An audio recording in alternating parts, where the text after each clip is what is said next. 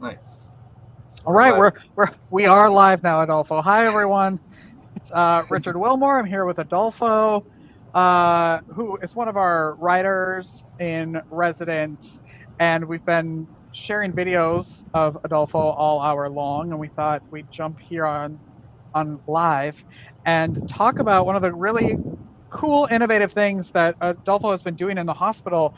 Um, Adolfo, tell us about these things. I've got some pictures, and then you're going to kind of walk us through it. But how did you come up with this idea or find this idea, and how are you interacting with the patients, and what are you hearing from them?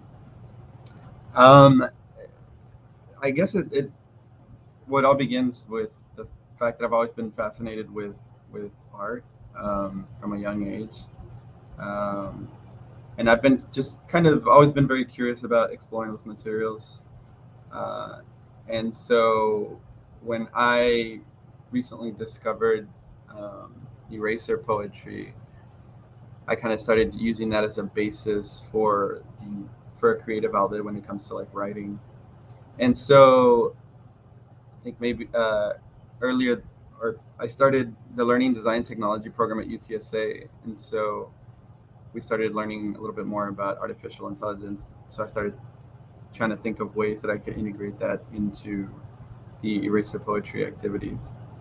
And so I think it's so far it's been very exciting to try something like a new approach like that. And I usually ask patients if they're okay with trying something new, and they're usually open to it. And so it's been very exciting to be able to use traditional methods um, with a little bit of technology or AI in it.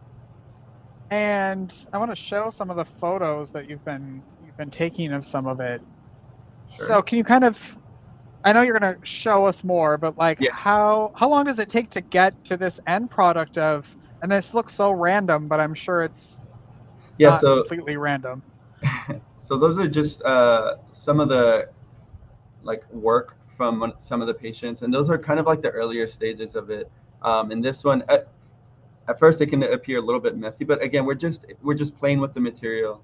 So Yeah. in this particular case, they were kind of like experimenting with acrylic paint. I had one patient here who mentioned working with like or living near water, so they decided to add their own little touch, kind of like the wave texture to it. On that last one, that was actually this week. Um, I was getting to know the patient. They were having a hard time. They're at the hospital, and so but one of the characters that they really enjoyed was Stitch from Lilo and Stitch, and so we moved forward with the assignment, uh, or the activity. And one of the things that the patient mentioned was that their favorite food was pizza. And while I was there, the patient's partner was on their way to go buy pizza. And so I kind of took a look at what, kind of like all the, their story and kind of the things that they liked. And so I figured, what if I draw a picture of Stitch eating a slice of pizza? And, the patient was like, I'm not really good at drawing. And I said, don't worry about it. It's okay. I can, we'll kind of collaborate with this activity where I'll draw the Stitch and you can color and Stitch with in that page of the book. But the way it works is it's essentially, I mean, eraser poetry is a pretty straightforward activity. You just find a book and find a random page, you rip out the page, and you're essentially creating poetry out of the text that is already present there. Now, all the remaining unselected text needs to be blocked out. You can be as simple as simply going in there and blocking out using a Sharpie or a pen. Um, but one of the things that I like to do is, kind of again being playful with the material and integrating art on top of that to block out the rest of the text. So, um, if you'd like, I can share my screen and kind of talk a little bit more about the process. That I use three methods for creating this. And we can move on to the next slide. That's a little bit more about me. I'm from a small town in Rio Bravo, Texas. As I mentioned previously, or actually, no, I don't think I mentioned it, but in 2016, I graduated from the University of Texas, or UTSA, with a bachelor's degree in art. Um, and I focus a lot on sculpture and photography. But earlier this year, I enrolled actually in 2021, I enrolled, and I'm now learning in the Learning Design Technology program. Anyways, once again, the Erasure Poetry, as I mentioned, is just creating poetry out of existing text in a page of a book or magazine or newspaper. And that's an example there. So there are three ways that I like to approach this activity. The first one is through significance, and that's where you look at the existing text that's already there and you circle the words that are meaningful or significant. And in this particular case, that's one of my examples. I went down the page and I selected the words that I thought were significant for me. And this is also the easiest approach of the three. We can move on to the next one, the next approach. This is option 2, and this is where you create poetry out of the existing text there. And in this example on the right, you can see I kind of created a short little poem. And it goes something like, it was early, 11:07 a.m., tossed and turned, confused and disoriented, a jigsaw puzzle. That was the longest night of my life. And again, this is the first step. It's about selecting the words that, or being creative with the words that are there. The next step would be to block out the text, but we'll take a look at that in the next slide. This is the third approach, and this is the approach that I believe takes the longest, only because you're trying to satisfy the requirements for a haiku. And a haiku it's a Japanese way of creating a short poem using a total of 17 syllables. And it is also composed of 3 lines. So there'll be 5 syllables on the first line, 7 syllables on the second line, and then 5 syllables on the third line. And the image on the right is the one that I created using another just random page of a book. And so the materials that are needed for this Erasure Poetry activity, it's pretty straightforward. You just need, as I mentioned, an old book, a random book, a book that you're not using. It could be newspaper or it could be a magazine. If you are going to use a magazine, it may be difficult to try to use coloring pencils on there because of the waxy material that's on it, but you can still make it work using like Sharpies or other kinds of markers. You're going to need colors, colored pencils, markers, paint again, and of course a writing tool, pencil, pen. If you want to push this activity a little bit further and be a little bit more creative with it, you could use construction paper, a little X-Acto or cutting knife, cardboard, scissors, and glue. And I'll show you an example. Step 1 is to, as I mentioned previously, you circle the words that are meaningful to you. In the example on the right, I decided to go with the easiest approach, which is just simply circling the words that are significant to me. And then the first step is to begin drawing on the page. Now, if you can't think of a way, you can't think of something creative to draw over it, as I mentioned previously, I have been integrating the use of AI, more specifically DALL-E, which is an artificial system that generates images using text. And the image there on the bottom that you can see, that's one of the images that DALL-E generated, which I then transferred over to the page. So you see a sunset and a flower floating on water. And so, again, the first step is to transfer a drawing or just a random abstract drawing onto the page, doing the best to avoid those selected words. The second step is applying color to the drawing that you've made so that it can act as a way to block out the text that you haven't selected. And in my example, I used colored pencils to kind of first, color in the sunset, the water, and the sun rays, and the flower there.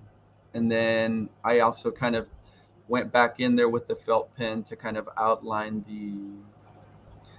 the images that I've drawn, so the flower. And then I got a little bit creative with the bottom of the flower where the water would be. I just kind of, just a random lines. And then, so that's at that point, once you do that, you're essentially done. But if you do have time left over, you can push this activity a little bit further by playing with texture and just kind of space. So in this example, what I decided to do was, I don't know if you can see there on the edges, but I cut out the corners.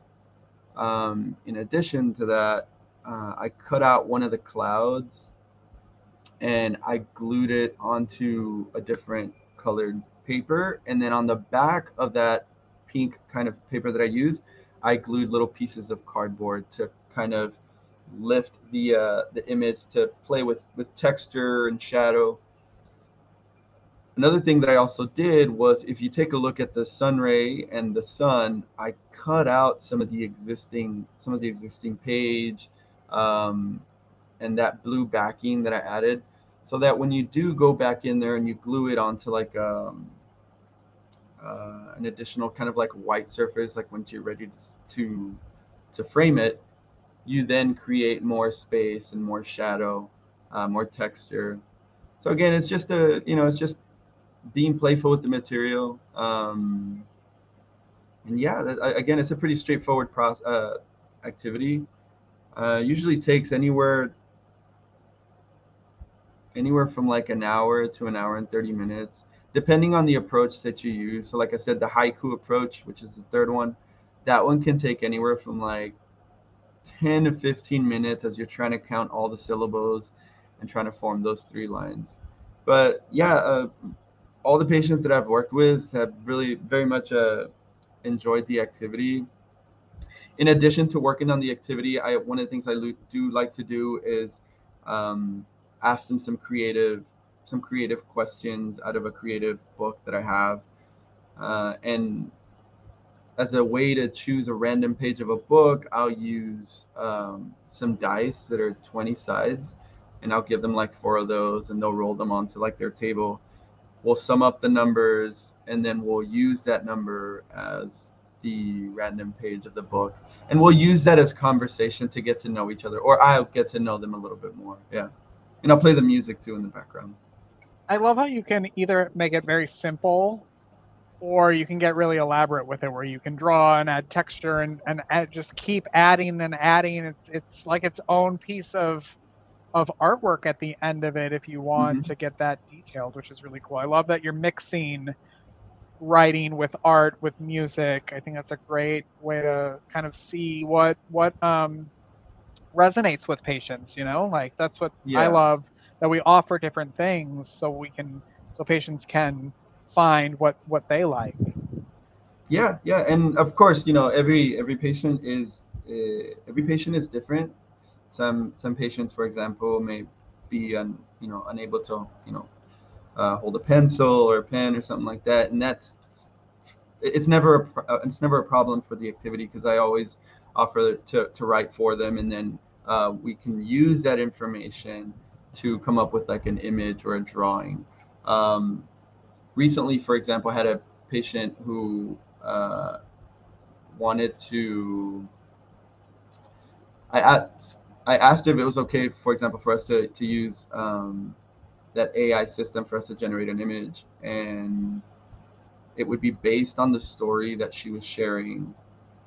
And she told me about this one time where, when she was younger, she created this like wreath out of found like branches, and eventually she gave that as a gift to somebody who was going to get married, which I think was it's very, very generous and kind of her. And so I figured, what if we take that, and we generate an image, and we that way she has like a visual kind of image of her story. And so using that AI system, we generated a wreath out of dried branches. She said she wanted burgundy and white roses, and then on the inside it would have clouds that formed the image of an angel. I don't know if I emailed you that one yet, but I can, and then you can share it on social media. But it is a beautiful image that was generated, and she very much appreciated that. It's beautiful. And Adolfo made that PDF that we went through today. So if you're looking at it and you want it for your own record and to follow along, let us know and we can send that to you. Adolfo, thanks for hanging out with me. Absolutely, Richard. Thank you so much Thanks for all the work you're doing in the hospital. Absolutely. Thank you. Thank you. We'll be back in a couple hours, actually, with our director of philanthropy, our program coordinators, our surveyors to give everyone an update. So check back here at 4 p.m. Central, 4:30 Central, I think. And we'll see you later. Bye, everyone. Bye.